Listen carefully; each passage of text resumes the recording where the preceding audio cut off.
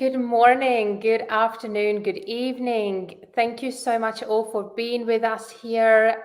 We have had some technical issues, but we are back live with you, and we will give it a couple of minutes just for you all to join us, to find us, and we will dive right into the conversation.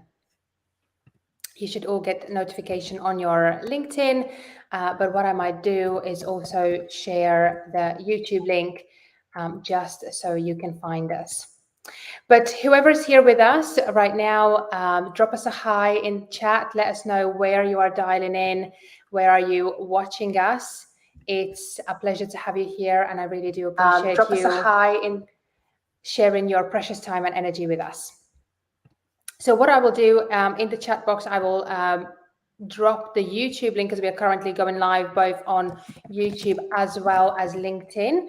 Just in case there are problems with one platform, you can join us on the other.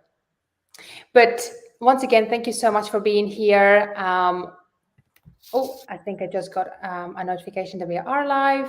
So you should be seeing us now. Lovely. So once again, thank you so much for bearing with us. Thank you for being here. And I'm really excited to have this conversation. And I'm equally excited to be here with two fantastic guests, Dr. Sandra Upton and Bogdan Manta. We today will be talking about leading into the future, what it means, what it looks like. I think when it comes to the leadership topics, you can't right now go to any conference to listen to any podcast or anything without, in one way or another, us touching on the topic of leadership. Especially over the past, I feel, 2 years, the notion of leader, the notion of leadership has been put under magnifying glass and scrutinized because we have been put through an absolute turmoil of events over the past couple of years, and those are and many of us have been through some of the darkest and most challenging times of our lives, and that is obviously the time when many of us are looking up to someone or something to show us a way, to give us an answers, and just sort of create some sort of sense of normality again. And speaking of normality, obviously that's one of the terms and words that we have been using time and time again over the past 2 years, and that just talks about that. And so when it comes to today's conversation, so we will do a dive into what leadership is as it is today, and also what does it mean leading into the future, and what does this leadership or leader needs to look and feel and be like into the future. So I'm very excited to have both Sandra and Bogdan here in the conversation with me. Both of them are highly esteemed professionals in their lines of work, and will be bringing different perspectives into this topic. So I'm excited to learn from both of you. And before we dive into the topic, which I'm super excited to do, I would love for both of you to take a moment just to introduce yourselves, just in case there is anyone who still hasn't heard of you. And Sandra, would you do us the honor and kick us off here? Well, thank you, first of all, for inviting me to be a part of this really important conversation. And I am very much looking forward to learning from both of you as I also share some of my thoughts and insights related to leadership. But I am Sandra Upton. I am the founder and chief DEI, Diversity, Equity, and Inclusion strategist with Upton Consulting Group, which is a DEI consultancy where I have the privilege of working with organizations, hundreds of organizations across the country. I'm here in the US, but also across the globe, really helping them move their DEI work forward. And so I specifically like to come alongside those who are doing the work, whether that's the person in the position or perhaps it's a champion or an ally, but really coming alongside them and helping them understand what needs to be done and how to do it. Prior to relaunching Upton Consulting, which I just did last fall, I was the vice president of global diversity practice with the Cultural Intelligence Center, which is also a global consultancy. And I was responsible for providing strategic leadership over all of our work as it related to our partners, again, wanting to move the needle or move things forward as it related to DEI. So really excited to be here today and again, to be a part of this really important conversation. Thank you, Sandra. And I definitely recognize you from the Culture Intelligence Center, because that is where I had joined a couple of your talks, your live talks, and they were all, fascinating, and the way you approach them. So it's a huge honor for me to finally host you on in one of my talks. So thank you for being here. Bogdan, welcome. Good afternoon, good morning, good evening, depending on where is everyone watching and listening. My name is Bogdan Manta, and I'm a neuroscience for business expert. What does that mean? A lot of people are asking. It's something that has to do with this, and it's something that has to do with what's inside of this. So basically, trying to understand as much as possible the brain. We all try. We're still very far from understanding, the biggest parts of it. But basically, together with a lot of other neuroscientists, we are unleashing neuroscientific research into very practical business insights. We work with organizations to not only to understand how the brain works, but very importantly, to enhance communication, to look into how we can pitch better by understanding the brain, how we connect as human beings, neurochemistry, neuropsychology, and so on and so forth. I've been fortunate to be for 20 years in show production. So I've done show production, every type of crazy show you've seen online and offline. I've done it. I've been the show director of it. And then after 20 years, I said, okay, it's good to actually connect with the people rather than seeing 20,000 people watching the show. So we studied at 3 different organizations, the Essential Experts, BDM Consulting. We offer practical insights in a lot of different fields. But what we always say is that this is not hocus pocus, it's just neuroscientific focus. Mm-hmm. Thank you for that introduction, and what a fascinating life journey, and sort of how you have come to where you are today. So again, you're approaching this topic from a very probably different perspective, and you probably look at it differently than people who potentially have been in corporate, be it America or corporate world for 20 years. So even more so excited to have both of you here as part of this conversation. And just to ensure that we all enter this conversation from, so to say, same or at least level playing field, what I am curious about is, how do you both define leadership and leaders? What does this notion mean to you? And again, because both of you are sort of come into this topic from slightly different angles, I'm very curious to what leadership means to both of you. And when you use that, because I know both of you are specifically engaged with leadership teams and also in leadership conversations. So when you do enter these spaces and talk about it, what angle do you take and what leadership means to you? I'm very, very curious. And both of you, feel free to jump in. Go ahead, Bogdan. Well, I mean, we're going into something which is very interesting, and I think we're all going to agree. It depends, the Eastern and the Western approaches are very different to leadership to begin with, and then the way we want leadership to be is totally different as well. Another aspect of it is that a lot of people talk about how leadership should look like, but the practice of it is unfortunately a little bit more of a manager than of a leader. So I think I already gave a little bit of a definition. To look simply as leadership from what a vocabulary, how the vocabulary addresses it, is basically the ability of an individual to actually lead or to influence and guide other individuals. Now, how do you influence and how do you guide? That's where things become very interesting, and that's where we talk about leadership styles. So, probably the definition of leadership is more or less the same, but when we go into leadership styles and how that guidance and influence should happen, from my point of view, that's where things become a little bit more different. Sandra, what do you think? I think you are spot on, first of all. And it's interesting, as you were talking, it just reminded me of when you look at sort of the history around the conversation on leadership. So I bring 25 plus years of experience in the DEI, leadership, organizational behavior space. And a huge chunk of that was in academia. I was a dean and I was a faculty member in business for many years. But it's interesting when we look at the history of leadership and you look at just a lot of the leadership books that have been out there and been produced over the last, let's say, 15, 20 years. Many of those books have been written by Western leaders from a Western perspective, right? And so what you said earlier is just, I think, that's problematic because, again, we've been limited in our perspective, or we assume that everybody thinks about leadership the same way that we do. And so there's that fundamental challenge that I think is slowly changing, but the history really does sort of prove that out. But going forward, I cannot, especially given the work that I do in diversity, equity, and inclusion, or depending on where you are in the world, if you're in the UK, it may be equality, diversity and inclusion. But I cannot talk about it outside of this idea of inclusive leadership.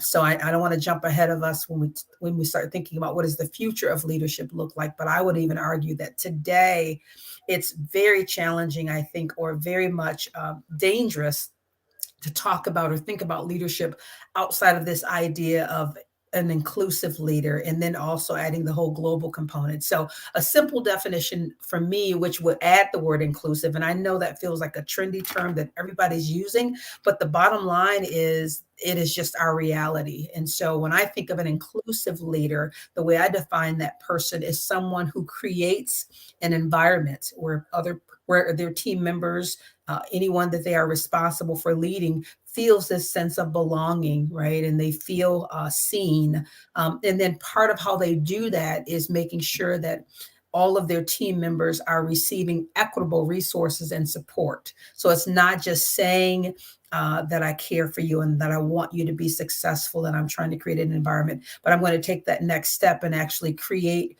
resources, equitable resources, meaning you might need different resources than what I need, to make sure that you are actually thriving in the organization. So that's the running definition that I use in a lot of my conversations. And even with that, again, agreeing with what was said earlier, that can still look slightly different depending on where you are in the world. But it's this idea that you are leading in a way where you're leading to what is benefiting the folks who are following you versus leading from your own narrow or limited perspective in terms of your team members. I love that. Thank you both for bringing us into the conversation and in that manner, and just talking about leadership and two, I guess different definitions in from vocabulary point of view, but ultimately we are ultimately talking about the same thing. And it's very interesting because when it comes to leadership right now, we see Sandra, you mentioned about the books that have been published over the next in the past of 10, 15 years. And, when we talk about leadership, you can go on Amazon and Google it, right? And what it talks about is 7 things a leader must do, 7 highly effective things leader, and it's all about doing. The leader needs to do, and they need to know all the answers, and there need to be these specific skills. And as I was preparing for this conversation as well, I thought, let me read some of the sort of recent articles on how intellectuals ultimately talk about leadership. There are a couple of really interesting and very nice articles, but a couple of them by very highly esteemed organizations, without naming any, we're talking about sort of specific tech skills, the digital skills, and actually those people skills, what both of you have mentioned, that sort of emotional intelligence, that intercultural intelligence, are at the bottom of the list, and I don't think we are there anymore. And that again still talks about where potentially we are with our understanding of what leadership is and and therefore what we expect from it. And so it's still continuing around the definitions. Hence, I think it's also quite difficult to pinpoint of what the specific definition of that is, because it really depends on the school of thought and sort of the experience that you come in from it. But one of the definitions that really resonated with me, or has resonated with me in the past sort of 12 months, is how Brené Brown talks about it. And I love her definition, where she says that a leader is anyone. And I'm going to linger on that word anyone for just a moment. I love that, because I think, again, in the past of 2 years alone, in the sort of the turmoil that we have seen leaders, quote unquote leaders, emerge who we would never in sort of the old times class as leaders or define as leaders.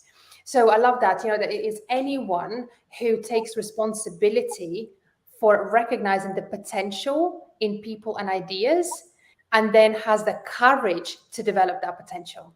I love that definition. And, and at the end of the day, where we are, still, people to talk about leadership, be it daring leadership, courageous leadership, empowerment leadership, enlightened leadership. There are books written about that as well. We not necessarily see as much of that in our day-to-day lives. And so I'm curious, where are we on that leadership journey today? While we still have leaders, quote unquote leaders, talking about vision, strategy, executing, motivating people, is that what's going to take us into the future? And and before we answer that question, I would love to understand and just tap into and pick your brains on where you feel we are on that leadership journey today, and potentially what are some of the gaps or missed opportunities in particular that you're seeing. Yeah, I'll be happy to jump in. So I do feel like we have made some progress in terms of expanding our thinking around what leadership is. And I love the definition that you just quoted with Brene Brown, and this whole idea of recognizing that leadership is not just a position. I think many people do understand and acknowledge that you can be a leader because it's about influence, right? So if I can influence people, and we all have some level of influence, we all have some sphere of influence, as they say.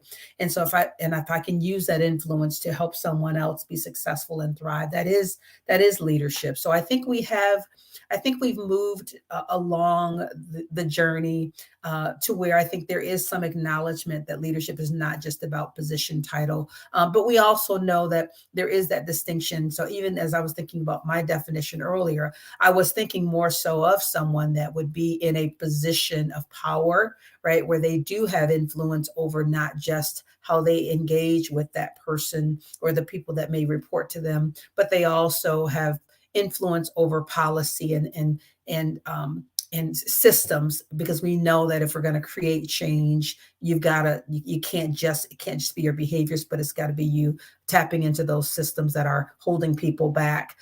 So all of that to say, I think we have arrived in terms of an understanding that leadership is one of those things where you don't have to be in a formal role where you have people reporting to you. I think the inclusive leadership conversation it's a hot one right now. But I think there's still a lot of work that still needs to be done in terms of equipping leaders, whether you have a formal position or not, to develop what I believe are a set of skills that are important in order to really help people thrive in an organization or otherwise. So some progress, but I think a lot more work needs to be done in terms of thinking about it from an inclusive and even global perspective.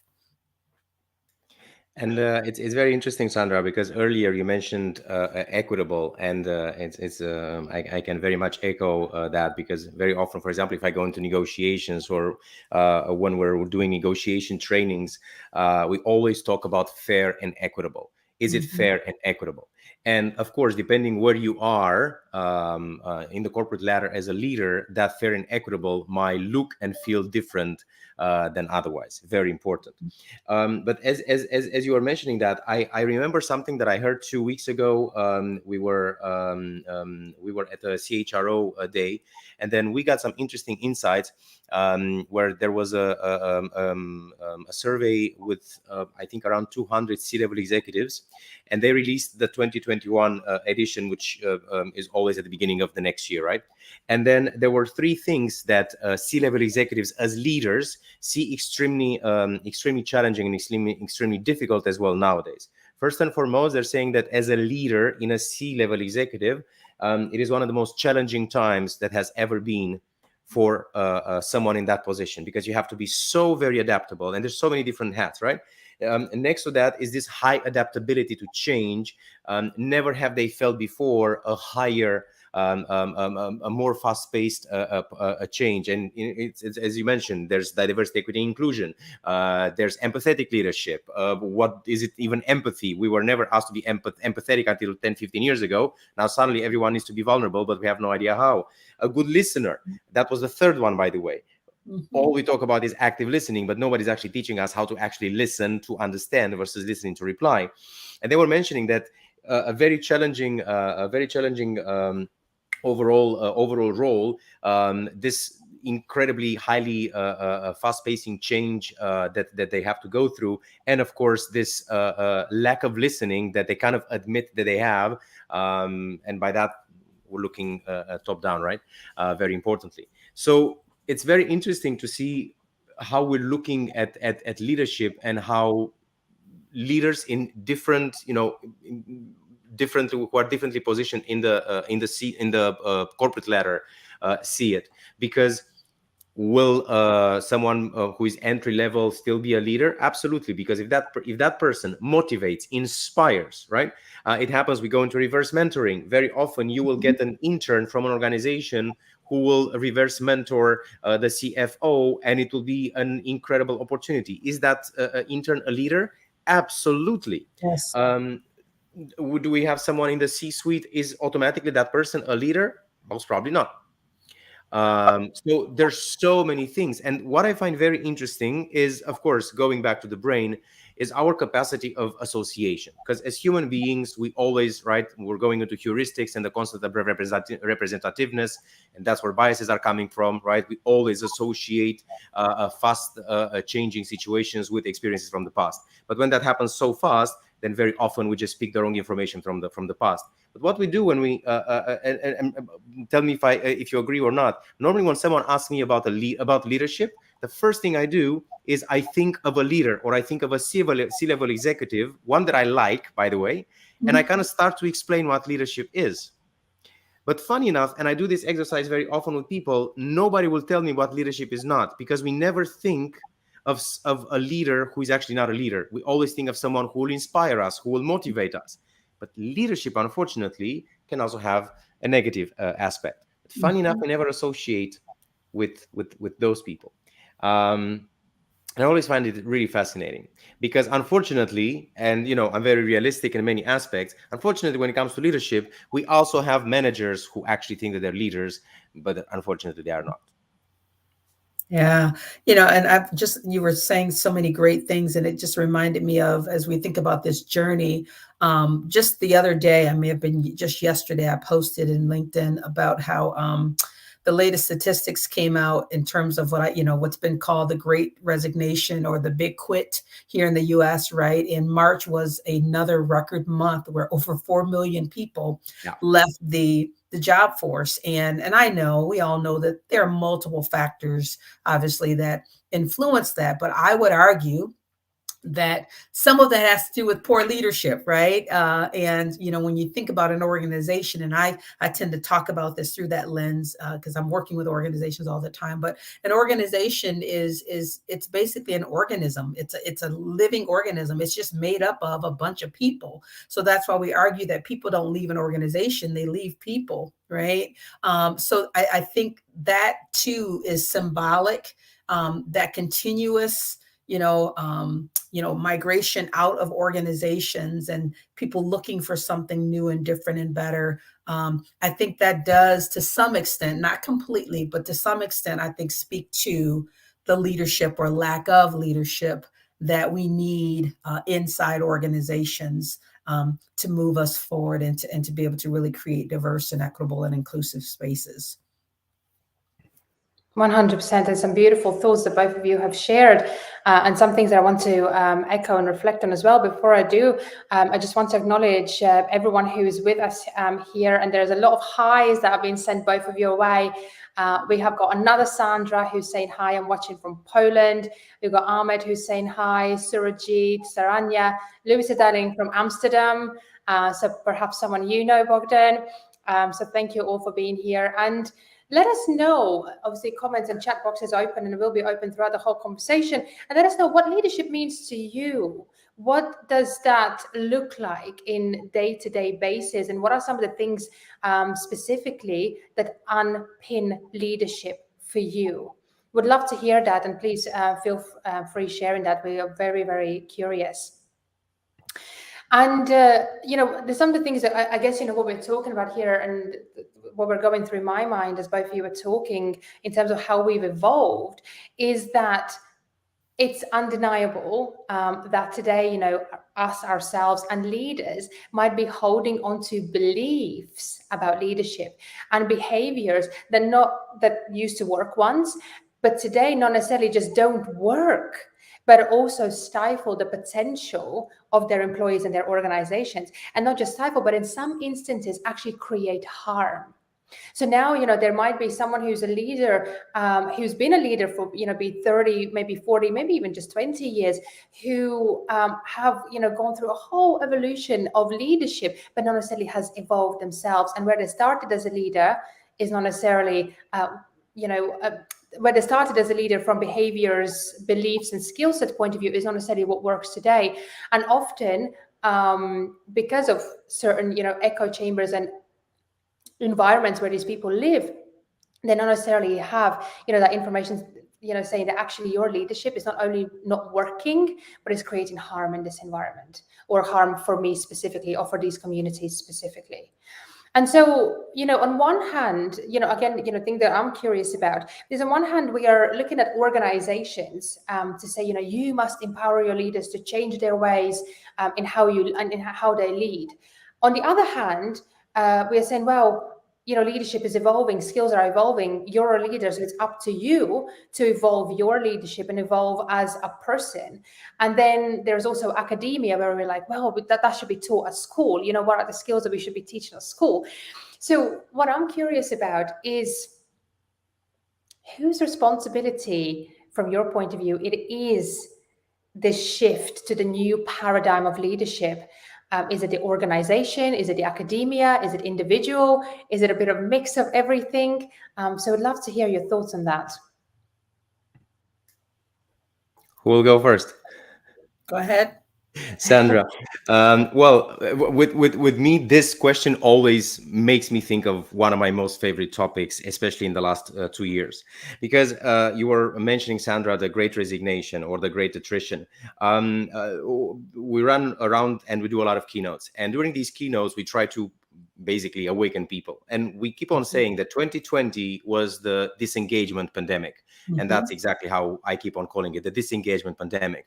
2021 was the Great Resignation. And what we see, and what we said already last year, is that 2022 will be not only a continuation of the Great Resignation, but it will be what we call the Great Depression. But not the Great Depression financially, but the Great Depression in terms of mental health and psychological safety. Because we're coming back from, 2 years of pandemic, and we need our leaders. But because we need our leaders, not only do we need our leaders, but what happens is that we came back transformed. Suddenly there's 5 different generations. It's the first time in the history of working that we have 5 generations working at the same time. And what is very interesting, and we've done, we went for 8 weeks around Europe, and we spoke with millennials and Gen Z, is that exactly this, by what you were saying earlier. With millennials, which are, the ones born 1980, 1996, and then Gen Z 1996 up to 2015. Don't even talk about Generation Alpha, which is coming from 2015. This approach, the past approach of leaders, which was, we invested in you, now we want you to deliver, or we gave you a chance, now it's your chance to deliver, nobody works, because people will be like, well, I'm gone. So no matter whatever the definition of leader and leadership we had until just a few years back, we need to reinvent that, because our millennials and our Gen Z are departing faster than we sneeze. And this is the reality, right? And we spoke with all of these people, and millennials will leave within 12 to 18 months. And then Gen Z already left, but in 4 to 6 months, they will change their jobs. And some are more independent, some others are more collaborative. But bottom line, these people want to be inspired, they want to be encouraged, and they want to be seen. Well, an approach of, now it's your time to deliver, that unfortunately doesn't work. So who needs to make this change? Well, as I always say, first and foremost, it starts with the person. Because with what you said and what Renee Brown said about, leaders is anyone who has an impact. Well, then I need to constantly learn to adapt, change, and develop and grow as a leader, first and foremost. And, pointing fingers and saying, oh, but it's the academics who has to do it. Oh, but it's the culture, that toxic culture that needs to change. First and foremost, it starts with us. If we start with that, then of course we can, as leaders, influence very much what happens in the world of academics. It impacts very much how we define leadership, on how we redefine it. Because I think over the next 10, 20 years, whatever definition of leadership we have right now, that will completely reinvent itself. So I think we all need to do our part.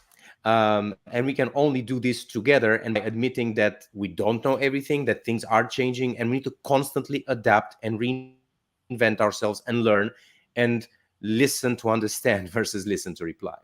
Long thing, but that's kind of how I see Excellent. it.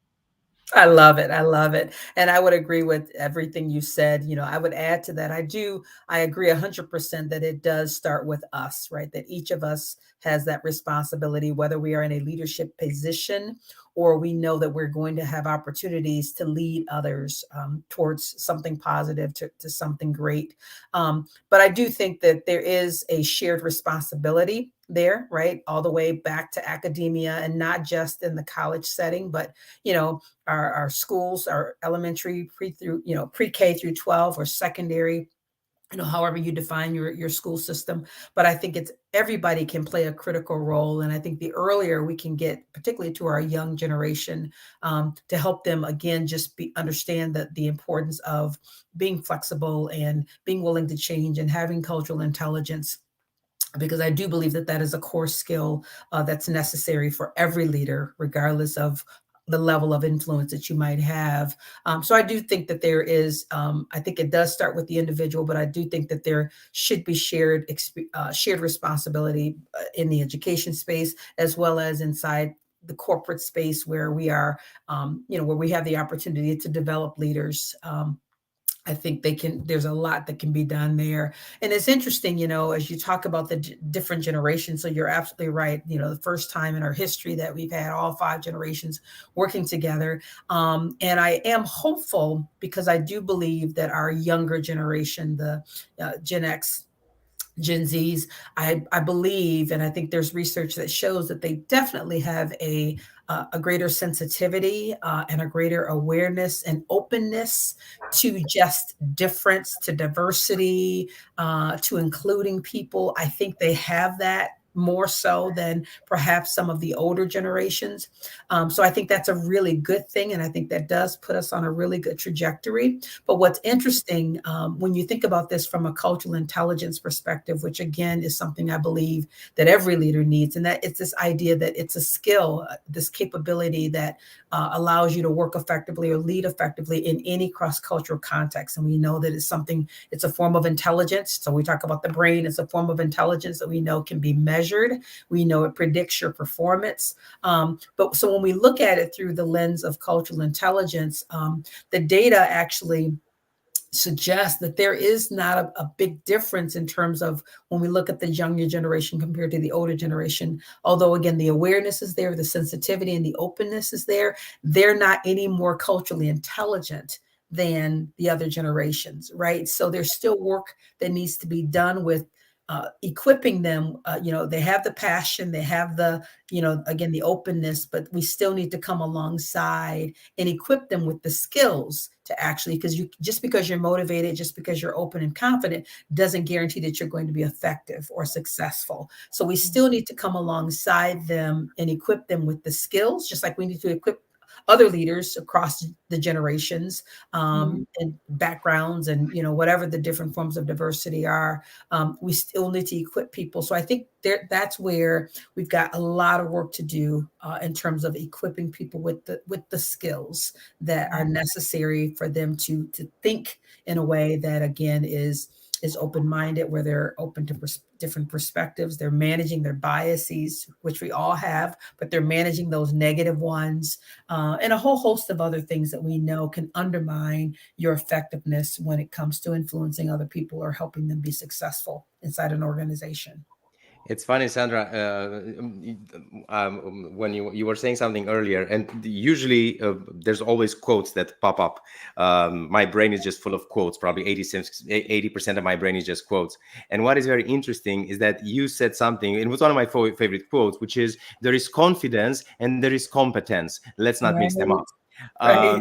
So it's great, because what we see with Gen Z, for example, there's a lot of confidence. There's a lot more confidence than we've seen with other generations, especially at that age.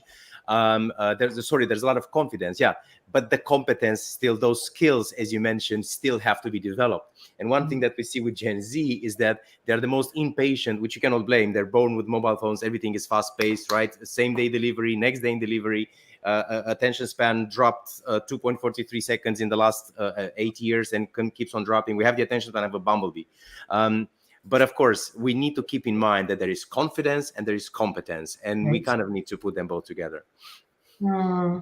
And what both of you are talking is resonating with people who are here. Saranya is also saying that reinventing ourselves is key role for evolving the future leadership, which is absolutely true. And I love how both of you talked about the different, I guess, layers of leadership as well.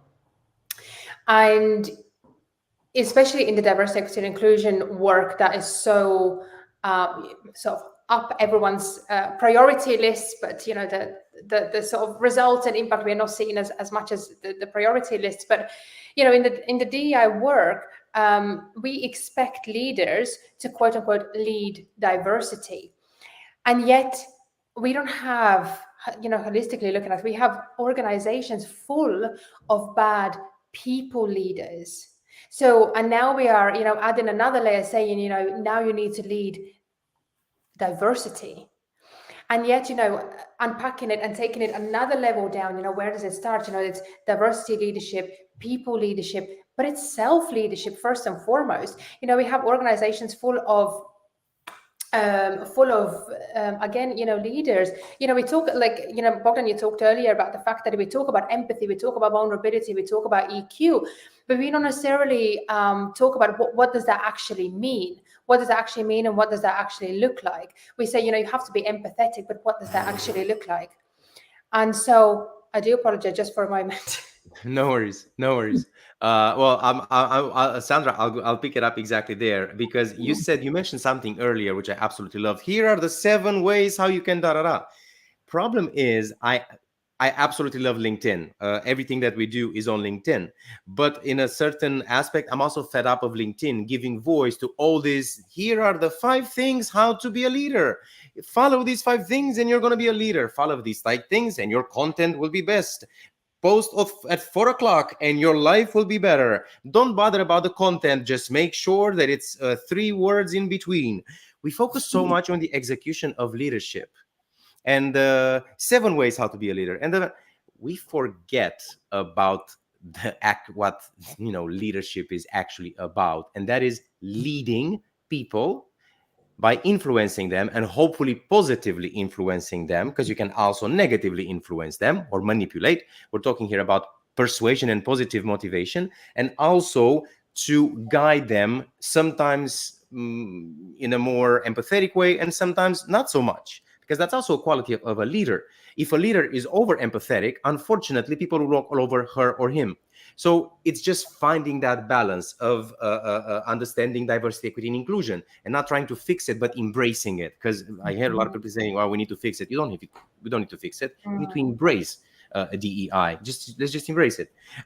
It's understanding what empathy actually is, and when you can be empathetic, how you can be empathetic, and when you shouldn't be, because a leader is also expected to have what we call lateral thinking and to understand stakeholder mapping and stakeholder management. The way you manage your stakeholders is sometimes it has to be empathetic, and sometimes it just has to be extremely managerial or executional or project management, and because it is what it is. But it's just all that adaptability. And I fully understand people saying that I don't know anymore what I'm supposed to do because I need to change 25 hats.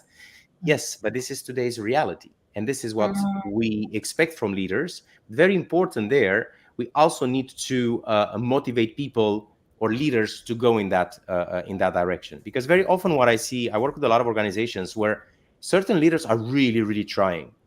Mm-hmm. And they can do 90% of the job right. People will still complain about the 10% that they do wrong.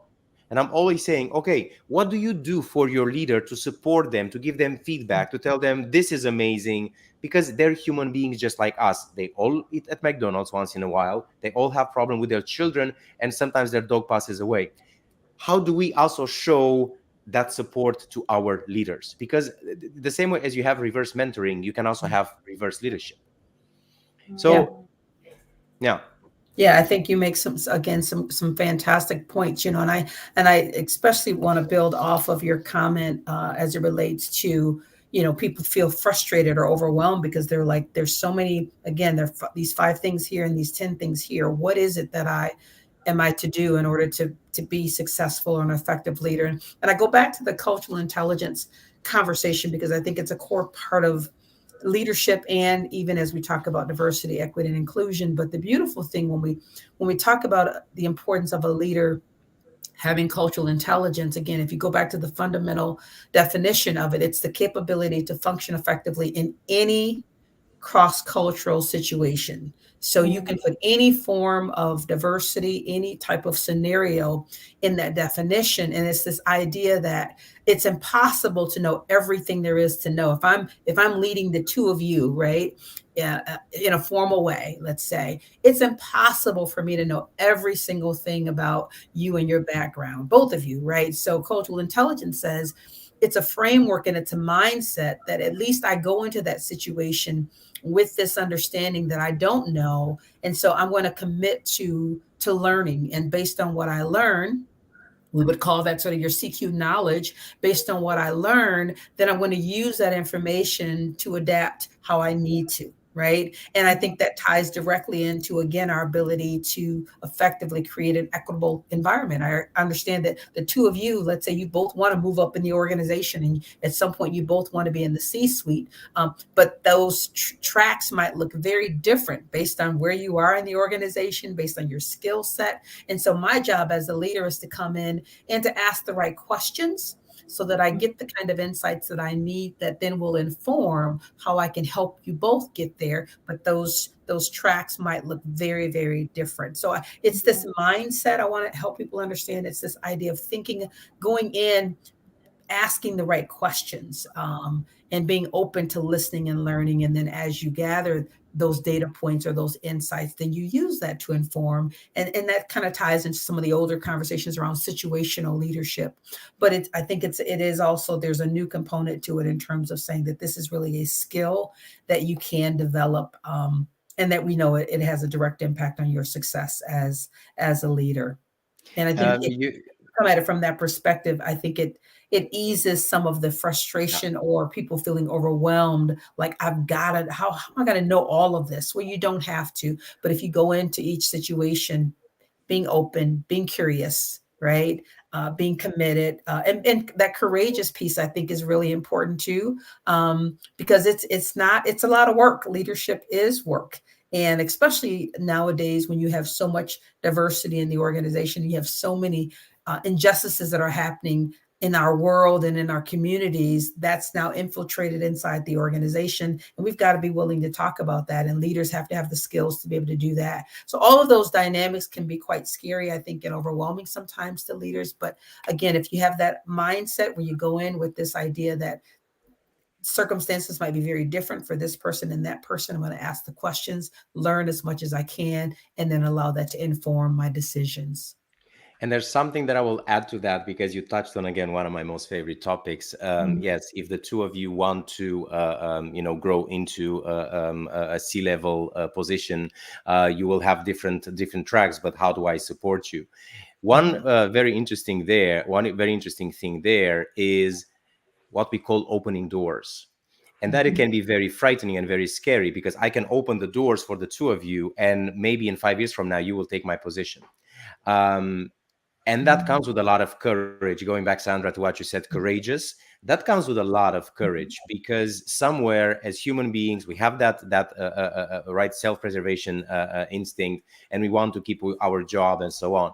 But it's a very, very rare quality, and it's understandable for someone to just open doors knowing that maybe in a couple of years, that person that they open the door for will take their place. And of course, as human beings, we cannot be blamed for having these thoughts and fears. And I always say that I'm always fascinated by, especially by leaders, professionals who have this understanding, and they will still open those doors. I know that maybe in 2 or 3 years from now, you will take my position, but it is not about me because I'm simply the catalyst. I'm a catalyst. I'm catalyzing change, and it's not about me. And it takes me back to one of my favorite quotes from my grandmother. She was 97 years old, one of the best leaders that I've ever encountered in my life, with a very difficult past. And everything that I learned in terms of values and principles, kindness, respect, and all that comes from her. And she told me one thing that I will never forget about legacy. And she said that legacy is not what you leave with people. Legacy is what you leave in people.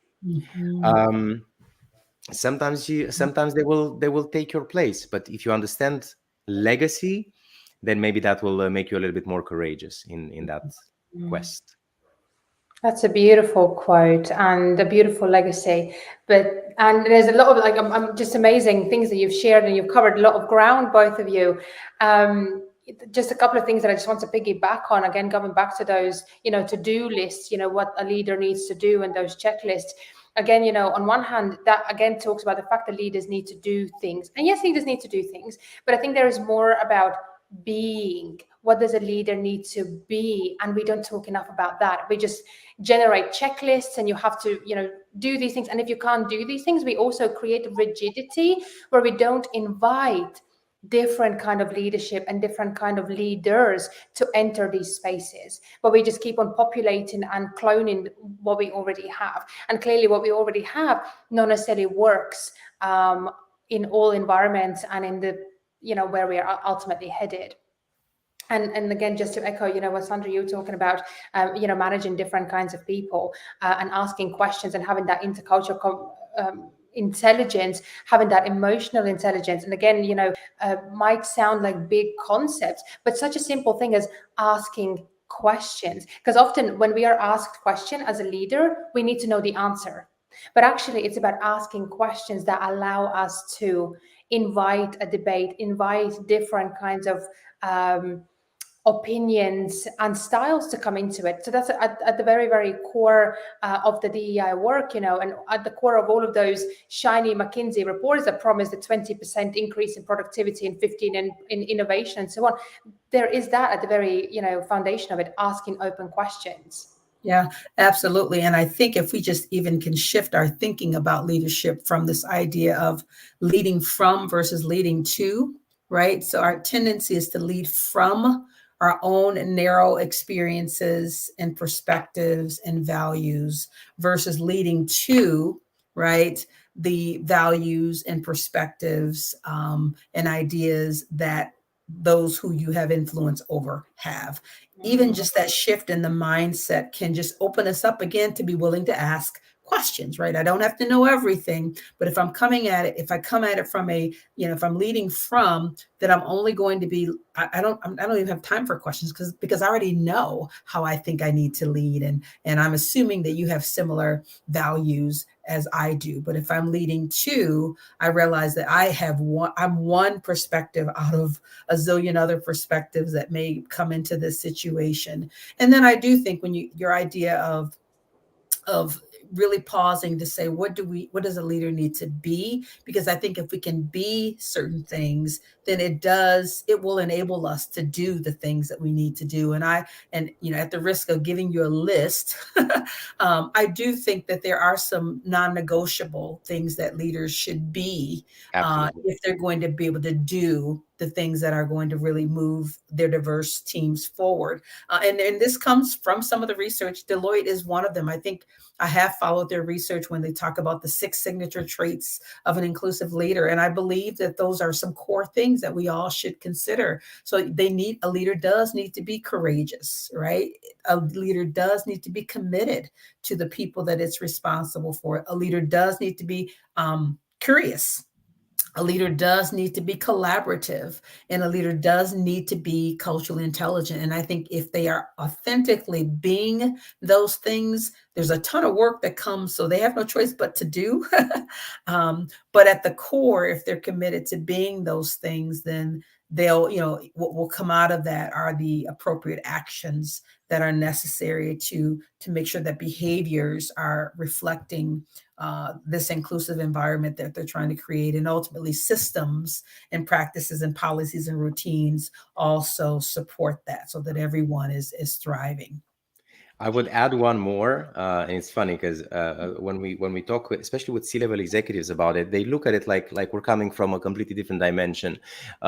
Being genuinely interested in people and genuinely asking questions because you want to learn more about the people around you, rather than suffering from a curse of knowledge. One of my into brackets favorite cognitive bias, because the more intelligent we are, or the more we have expertise in a field, we suffer from this curse of knowledge or this curse of expertise as a cognitive bias, where we automatically assume, going back, Sandra, to what you said, we automatically assume that everyone understands what we're talking about. So we use very complex vocabulary and we use jargon that nobody understands, but nobody's going to contradict us, because if someone says I don't understand, then they will be terrified that they will be judged by everyone else. So as a result, as adults, what we do very well compared to children is that we keep on nodding and we pretend that we all understand. And then the leader says, oh, wow, they're nodding. Wow, I'm really, really good at it.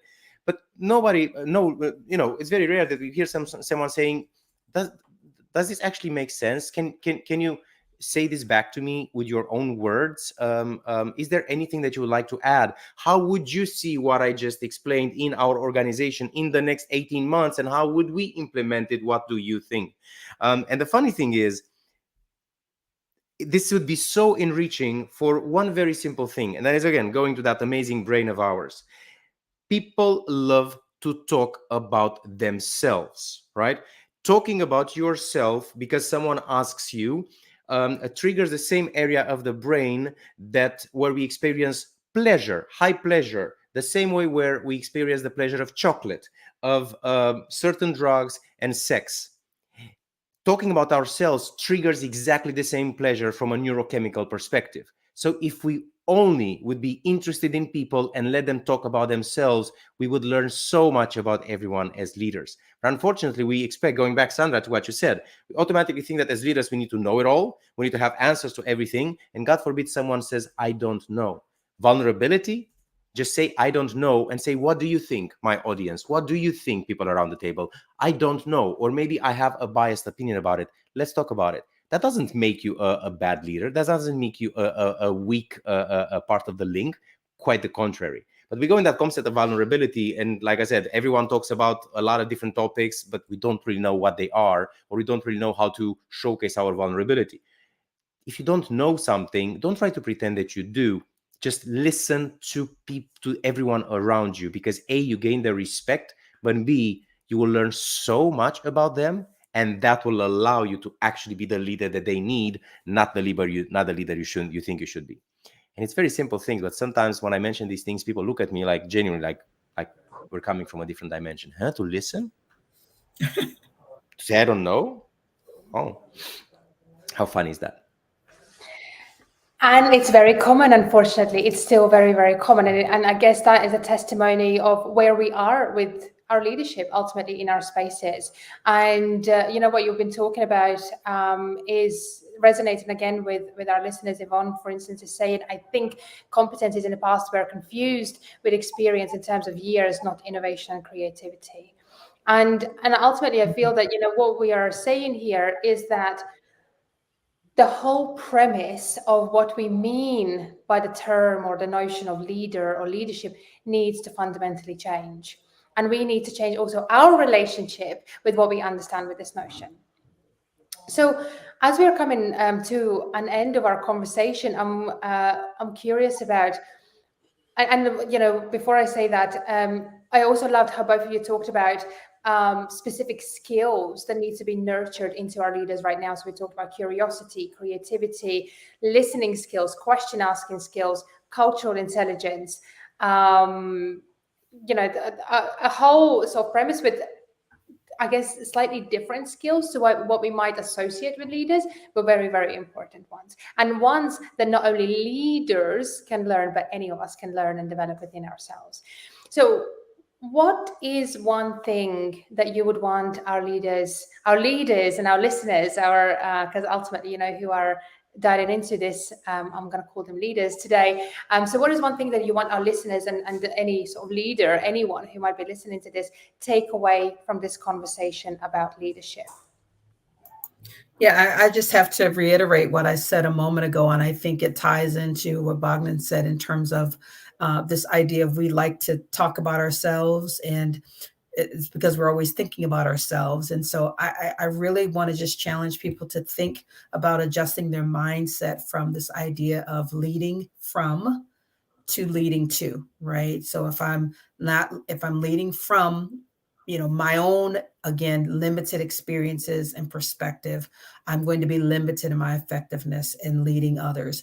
But if I lead to, meaning I am much more intentional about being curious, I'm much more intentional about being courageous, I'm much more intentional about asking questions and listening to learn, not listening, like you said, to just wait to be able to respond back. So just that whole mind, I think that's a big mindset shift. And if people can get that, I think they'll find that they'll go into their next experience or opportunity with this mindset of, what do I need to learn and understand, versus here I am coming to tell you everything I think I know and what needs to happen in this particular situation. So again, just this idea of leading to versus leading from. And I'm so glad that you mentioned that, because I always have practical examples, and I always use this. It's one of my most favorite cups, and those who have seen some of my keynotes, they know that I'm kind of going with this cup and a lot of other cups all over the world. But this cup I love because we're talking here about what we call context, not content. Because unfortunately, content is not king nor queen, as many people believe. It is actually context, which is queen or king. And what is context? And I always love to use this cup to talk about context and perspective, because Sandra, you said perspective, and that's why I picked up the cup. I always have it here when someone brings perspective. Perspective is very simple. We're all looking at this cup. What you are seeing and you swear by is a red cup. What I see and I swear by is an office idiot cup. And we're going to fight for the rest of our lives because you see a red or orange cup, I'm colorblind, and I see an office idiot cup. And that is content. That is not trying to put ourselves in other people's shoes, not trying to get perspective, not asking, how do you see this cup? Oh, is it round? Because context means contextualizing a specific situation and trying to put ourselves in other people's shoes and to understand that we see things differently because we see them from different angles. So if we do that, actually say, oh, so it's a cup. So it is possible that if you rotate it, I was looking at an office idiot cup and you are looking at a red cup, and we were all right. Context is making this shift, is putting ourselves in other people's shoes, is understanding that although we look at the same thing, we can fundamentally see differently. Start with that, and that's where you start with emotional intelligence. That's how we start to relate. That's how we start to become interested in other people's points of views. We go away from an affinity bias. We go away from a confirmation bias, and we try to always question ourselves because of other people who hopefully are smarter than us. I'm always saying, if you are the smartest in your group, it's time to change groups. So let's challenge ourselves to do that all the time, because that's how we continuously develop our leadership skills, is that curiosity and genuinely listening to people. I think it was Confucius who said, we have been given 2 ears and 1 mouth in order to use them accordingly. Thank you. And you really are full of quotes. Thank you for those.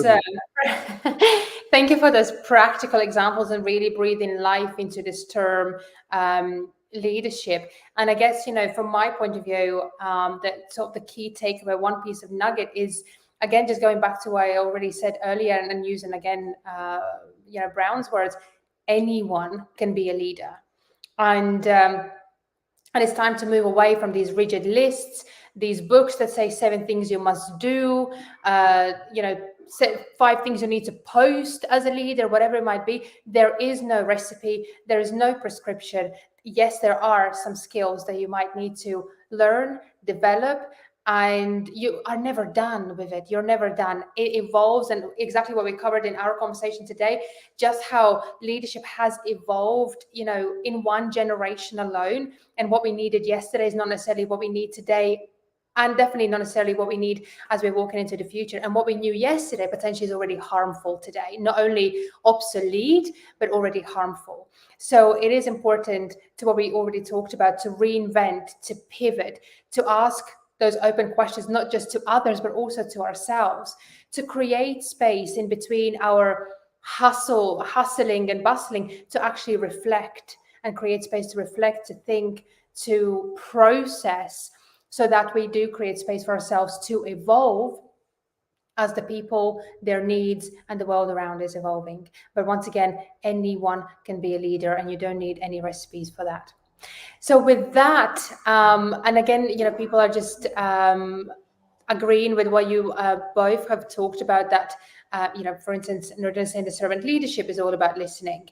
Courtney is saying, yes, Bogdan, I was just talking about this concept yesterday, the perception, I guess, which is talking about content versus context there. And Saranya is again saying, it's important to sort of start with ourselves first, because what we think about ourselves matters. And I really love what Csaba Toth, he was our guest a couple of weeks ago, was talking about that.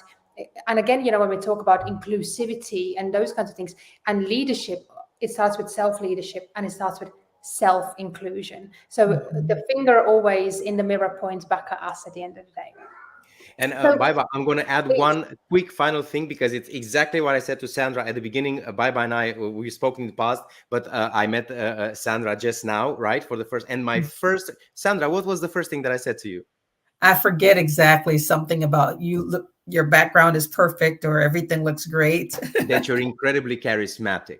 And charisma, I keep on talking about charisma. It is one of the most unquantifiable skills that a leader should have. And what happens with charisma is you either have it or you don't. So that's exactly what I said to Sandra at the beginning. We went online. I was like, wow, this is what charisma looks like. When someone says, how is charisma? Well, there you have go. a conversation with Sandra. Yeah, send them straight to this video. This is what charisma looks like. And I love that. And it sort of has brought us full circle, where we started the conversation adoring Sandra. We sort of are finishing in the same way. But both of you, thank you so much for all these nuggets, for these practical examples. People in the chat are still talking about practical examples, and I absolutely love that. So what we're talking about is ultimately landing. So thank you both for being here. Thank you everyone who were here with us in live chat, those who are joining us a little bit later or watching on replay, for your engagement, for sharing your thoughts, your stories. Really appreciate you sharing your precious time and energy with us, and especially both of you, Sandra and Bogdan. Thank you for being here. I look forward to keep on talking to both of you about leadership, because I think this conversation is never over. It's never over. Thank you so much for having us. Thank you. Thank you. And just one last thing, that what Courtney is saying here about charismatic people draw more bees. Here you are. Thank you for that, Courtney. And will everyone take good care and enjoy your weekend. And I look forward to welcoming you to another Unpacking DEI Friday. Thank you. Have a great weekend.